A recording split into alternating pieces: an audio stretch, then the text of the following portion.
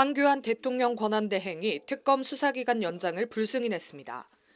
하루 뒤인 내일 수사기간이 종료되는 특검은 작심 발언을 쏟아냈습니다. 특검은 먼저 최선을 다해 수사해 왔는데 수사를 다 마무리하지 못해 매우 안타깝다고 밝혔습니다. 기간 부족으로 우병우 전 수석에 대한 보강조사 등 필요한 수사를 다하지 못한 아쉬움을 그대로 드러낸 겁니다. 특검은 조기 대선에 특검 수사가 영향을 미칠 수 있다는 우려가 있다는 황 대행의 발표에 대해서도 특검이 정치적으로 편파적이라는 소리냐며 불쾌감을 숨기지 않았습니다.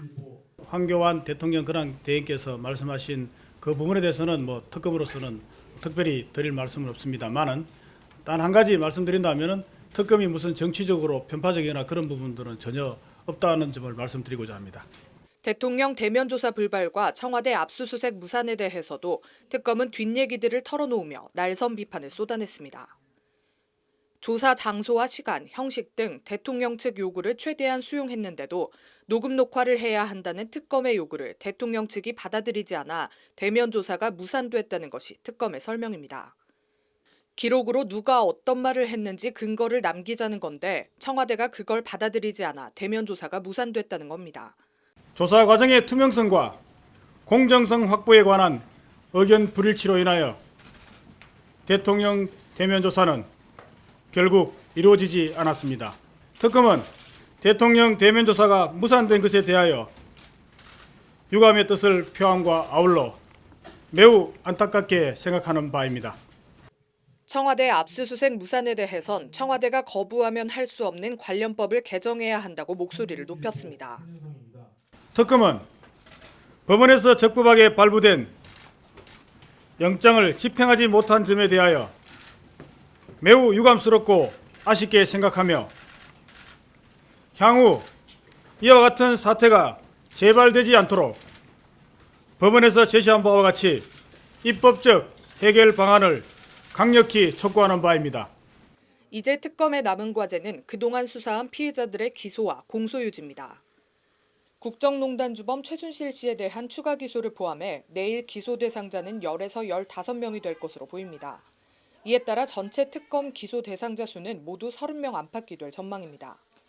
삼성과 관련해서는 입건된 피의자는 일괄 기소될 예상이라고 밝혀 이재용 삼성전자 부회장을 비롯해 최지성 그룹 미래전략실장, 장충기 사장 등 그룹 수뇌부가 한꺼번에 기소될 것으로 보입니다.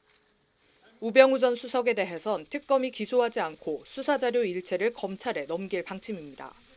이와 관련 특검은 우 전 수석을 직접 기소하지 못한 아쉬움과 검찰 수사에 대한 우려와 기대를 동시에 내비쳤습니다. 특검에서 수사했을 경우에 수사 대상의 제한과 그리고 지금 기소할 경우에는 다른 개인적인 비리에 대해서 조사가 되지 못한다는 그런 염려 때문에 현재로서는 모든 상황을 종합하여 검찰로 이첩하는 방안에 약간 무게가 실리고 있는 상황입니다.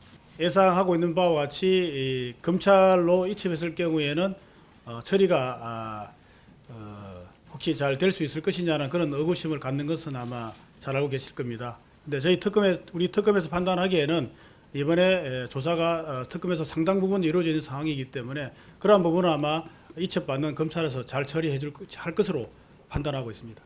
기소된 피의자들에 대해선 공소유지에 필요한 파견검사 유지 등 인적 물적 뒷받침을 호소했습니다. 파견검사의 문제는 법무부하고 원만하게 잘 협의가 될 것으로 예상하고 있습니다.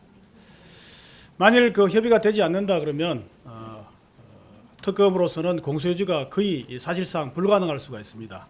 황제 조사 논란을 빚었던 우 전 수석을 다시 상대하게 된 검찰이 이번엔 어떤 행보를 보일지, 특검 수사기간 연장을 거부한 황교안 대행이 지휘하는 법무부가 특검의 공소유지에 필요한 자원동원에 협조할지, 풀어야 할 무거운 숙제들을 안고 90일간의 박영수 특검팀 수사는 내일 종료됩니다. 법률방송 뉴스 김경입니다.